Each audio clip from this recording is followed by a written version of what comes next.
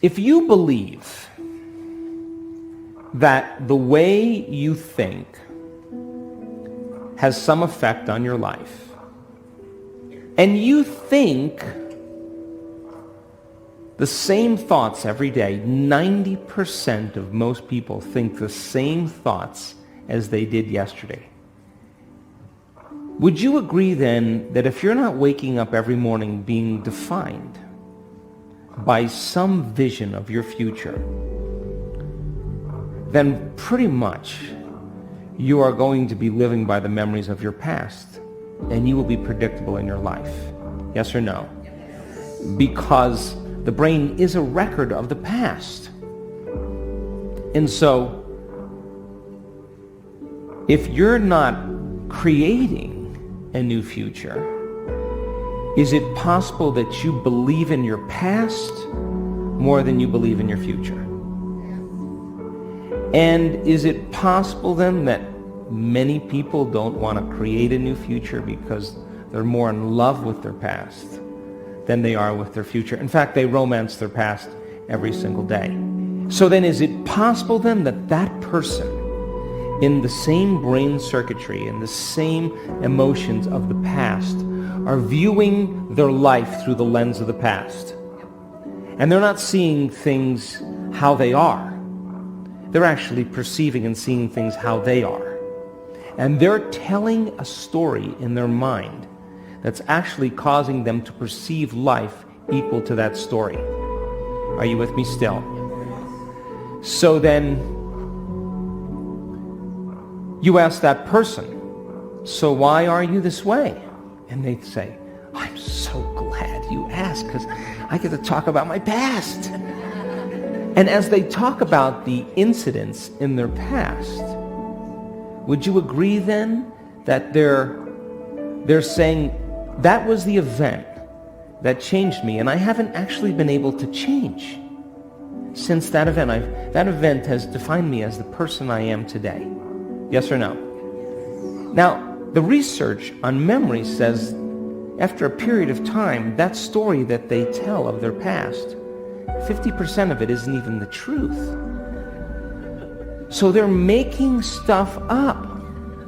They are reliving a miserable life they never even had, just to reaffirm, to recreate the emotions, to excuse themselves from changing. So then most people then, they may say with the 5% of their conscious mind, I want a new life, I want a new relationship, I want a new career,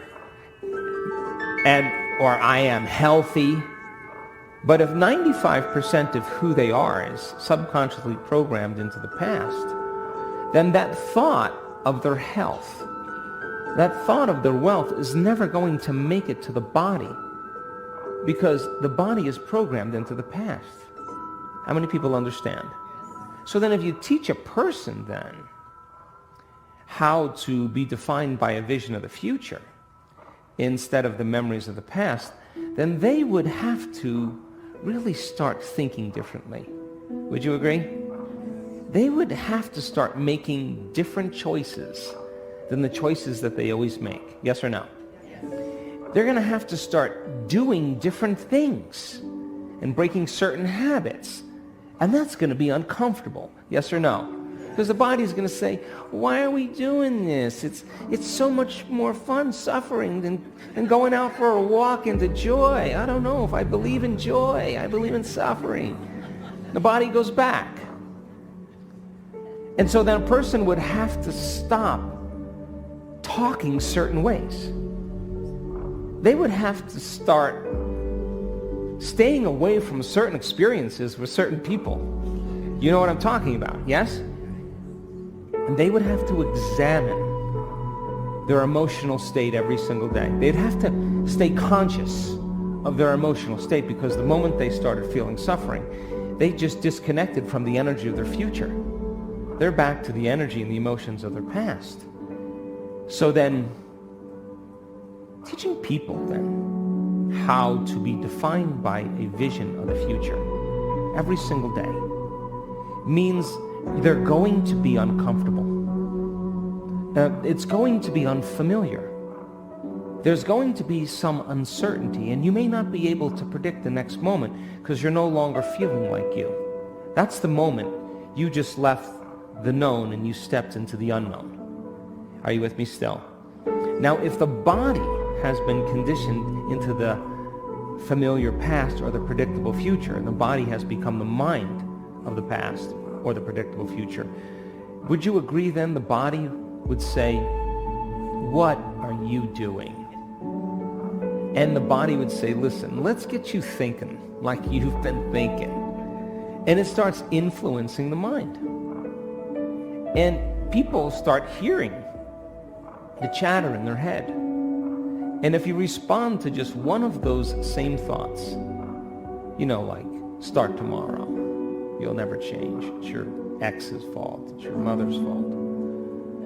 If you respond to one of those same familiar thoughts, those same thoughts lead to those same choices, which lead to the same behaviors and create the same experiences and produce the same emotions. A person says, "Oh, this feels right, this feels better to me." No, they're back to the same comfortable self. Yes or no? And this is why change is so hard. So then, new thoughts should lead to new choices should lead to new behaviors should create new experiences, and new experiences create new emotions. Yes or no? And our research shows that people who do that in 4 days, they change their gene expression. 4 days. 4 days. And don't you know, I know in the first day they don't want to do it, and they want to go back to laying down, and they hate me, and they're going to write an email, I'm a liar, all that stuff. They want to quit, And I want you to know that there's no such thing as a bad meditation. There's just you overcoming you. And you can do it now, or you can wait. But now is the new later. So then, if your personality creates your personal reality, give me a nod, and your personality is made up of how you think, how you act, and how you feel, then the present personality called you, raise your hand, has created the present life called your personal reality, yes or no? But if you begin over time to become conscious of your unconscious thoughts, you become aware of your automatic behaviors, how you speak, how you act, and you can look at an emotion and say, "My goodness, I didn't even know this was guilt. It just has felt like me my entire life." Would you agree then, the more conscious you become of those unconscious states of mind and body, the less unconscious you'll go during your waking day? Yes or no? So then most people try to create a new personal reality, a new life as the same person, as the same personality, and it doesn't work. You literally have to become someone else. So if 95% of who you are by the time you're 35 years old is a set of memorized behaviors, unconscious habits, automatic emotional reactions, hardwired beliefs, perceptions, attitudes that are functioning automatically like a subconscious computer program, then in order for you to change, you got to get into the operating system where those automatic programs exist and become familiar with them. Yes or no? And as you begin to observe those thoughts, become aware of those actions, notice those feelings, all of a sudden you're no longer immersed in the program. Your consciousness, you're no longer unconscious, you're conscious and aware, and you begin to objectify your subjective self.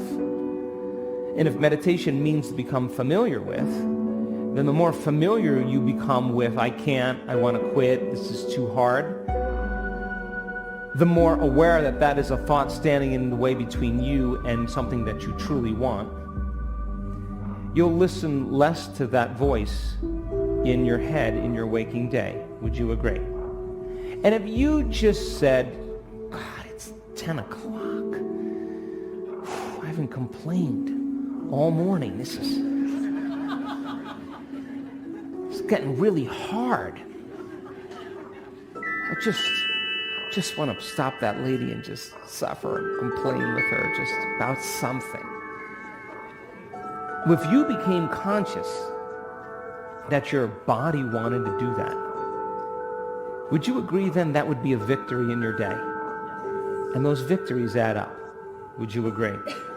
And what if, you associate that person that's your best friend with suffering, and the moment you see them, your body just goes, oh, this is going to be so good.